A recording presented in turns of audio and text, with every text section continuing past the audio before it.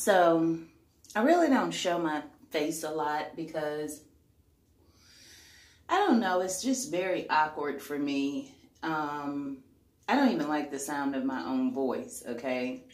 So looking at my face, although I do have some attractive days more than others, just looking at my face is super awkward. And so I prefer to hear my voice over just looking at my face. And, you know, and then you're forced to be vain and think about how you look the entire video versus, so you'll see people make videos, you know, a lot of women, and they'll be playing with the hair, saying, oh, excuse the hair that's out of place, or excuse the lash, or, you know, and it just forces you to get sidetracked with, you know, how you're looking as opposed to the message, right? So that's why I opt to not show my face a lot, because I want the message to be heard more than I want to be seen, right? So this message is about not going back. Not going back. Once you've been delivered out of something, from something, if it was bad for you 5 years ago, let's say a relationship, because, you know, addictions and stuff, you know, that's easy to understand. But let's say a relationship, it could be a friendship. Let's use a platonic friendship. So say you were friends with someone 5 years ago. For whatever reason, you fell off. You might have had a disagreement. You fell out. And you try to rekindle things years later, you know.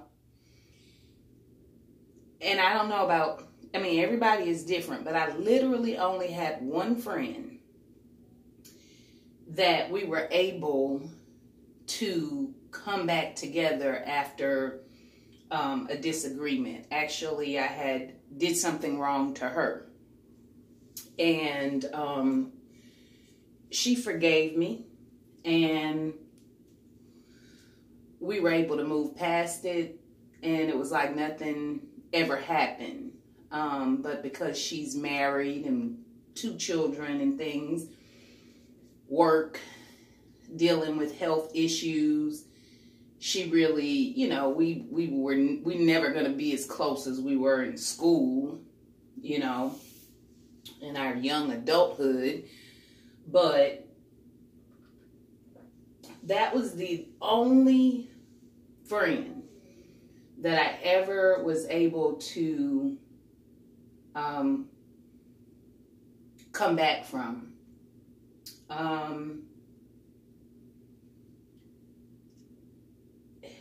It's like it's never the same, you know. That's just my experience with female friends.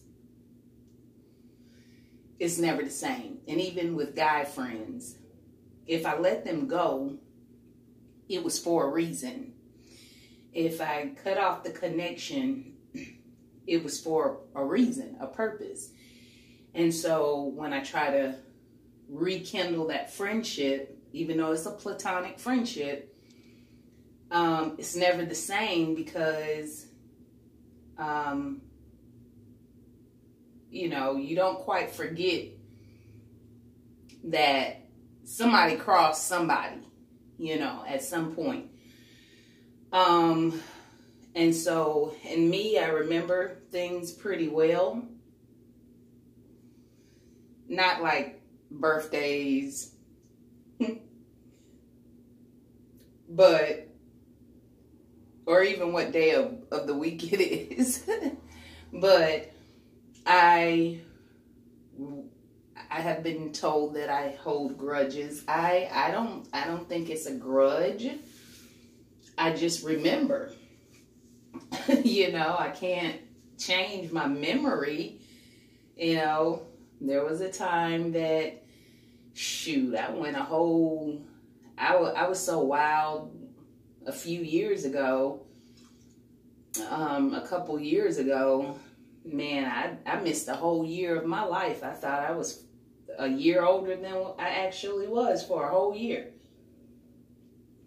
And then somebody told me, you know, a math whiz said, "Oh, you were born this year? Oh, you're this age." I was like, "You kidding me?" So I was wild, and my memory wasn't worth the doggone. I literally missed a whole year, or advanced myself a year, because I wasn't in the moment. I wasn't present in the moment of my life at that time. I was just existing. So, but yeah, so, you know, I make this message, hopefully it can bless somebody, but I also I mainly make them for me. These audios, videos, I mainly make them for me because I can tend to forget. I can tend to get emotional sometimes, and you know, when you get emotional and you think of the good times that you had with a person, you can tend to, you know, reminisce and want that back. But the fact of the matter is, if there was a severance in the relationship, there was a reason for that. You know, if somebody can be out of your life for a year or more, and, you know, I'm not talking about like your friends and they're living their life and y'all keep in touch and only see each other rarely. I'm talking about the bond of the relationship was broken. There was a reason that you had to split ways. And so when you go back to that, a lot of times we're optimistic and we're in our feelings and emotional. And we think, oh, you know, we only think of the good times. And a lot of times I think we as women tend to hope that people change. There's a saying that says, believe a person the first time they show you who they are. And I think that's very difficult for women to do, because we have these ideas and fantasies oftentimes of something that we want. And so we get what we want versus what is crossed, and next thing you know, we're back in the same situation.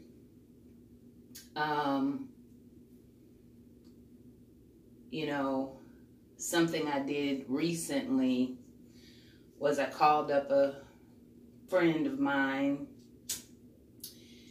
and you know, I made another video about how a lot of females, maybe it's just the town I'm from, you know, I don't live there anymore, but, you know, maybe it's just there, I don't know. But I made a video. No, it's not just the town I'm from, because it happened when I relocated to a whole nother state. But I made a video about, you know, how females will do so much to get close to you, and you have your guards up. You know, your antennas are working, your discernment is cut on, and you know something you just don't, it ain't naturally there for you and that person. the vibe is not naturally there. You don't naturally just trust that person, and you got this wall up. And the extent that females will go through to get you to put your walls down and penetrate your life just to end up betraying you or leaving you hanging or whatever it is. So in this case recently, I called up a old friend, and I use that word very loosely. But for lack of a better word, you know, maybe she was just a great associate, you know, because I think if somebody is really your friend, you know, it's like lifelong, you know, that's what I think in my optimism. So I called her up, and, you know, she's never really did a whole lot for me financially or anything, but, you know, she asked me for some money, and, you know, it sounded like a joke, but I wanted to prove to her that, you know, I cared about her. So I sent her some money when I really vowed to myself that I wasn't going to be giving any money out, because that's how I ended up rock bottom more than once, giving away everything I had. So I vowed to myself that until I had a certain amount saved up, that I would not just be giving out money to people. But it was a significant amount of money, and I sent it to her Cash App. That money could have went to better places, I can tell you that. I work hard for the little bit of money I make, okay? Really hard. So I noticed she didn't even say thank you. She was shocked that I sent it, and she was like, oh my God, you sent money. But that was it. You know, she never said thank you. She never said I appreciate it, because she knew it was something she would never do for me. And I know this girl, and I know that she likes to say she's broke when she's not. But her being broke or not had nothing to do with me, you know. But that's my love language. My love language, which is why I have to be so protective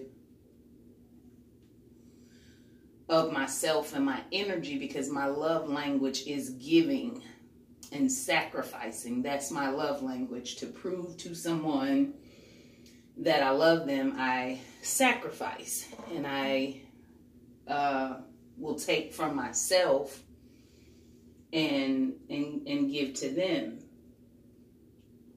And oftentimes, like I said, it's people that would not do the same for me. So she didn't even say thank you. Couple days went by, she didn't even call or text. So I went ahead and blocked her, you know. And I realized, you know, she was like a person that was fun to hang around, hang out with, but probably wasn't my friend, because that's when I hit rock bottom and I was in the worst situation of my life. She's not even a person that I could go to, and I knew that. She wouldn't have sacrificed for me. She's a smart girl. She puts her and her children first. Nothing's wrong with that. But, you know, I made a vow to myself that, you know, the people that I could not call for help when I was down and out would not get any money out of me. But I did not stay true to that. So I beat myself up, and I'm really hard on myself. I'm a Virgo. So we're critical of others, but we're 10 times more critical of our own selves. So I beat myself up really bad about it. And I was like, you're going to get the money back, you know. You did something nice for somebody, but I don't really believe in that anymore. You know, I don't really believe in that because that's not what happened to me when I was rock bottom. I had planted enough seeds and taken care of enough people, churches, people, all of that, to where it should just be no problem for me to ask for anything from many, many people. But I know that many people just genuinely did not care for me the way that I cared for them. Many people would not sacrifice for me the way that I would sacrifice for them. Which brings me to this message that, you know, there's a reason that you know, you didn't make it with a friend or a relationship. Don't go backwards. Don't go backwards. Learn that there's a reason. And when you go backwards, you're likely to find out what the reason was.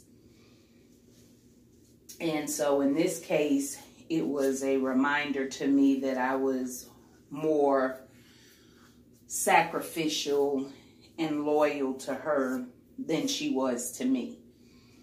And so that wasn't fun to relive. So unless you're a glutton for punishment, don't go relive pain that you've been fortunate enough to get out of, you know. And so that's my message.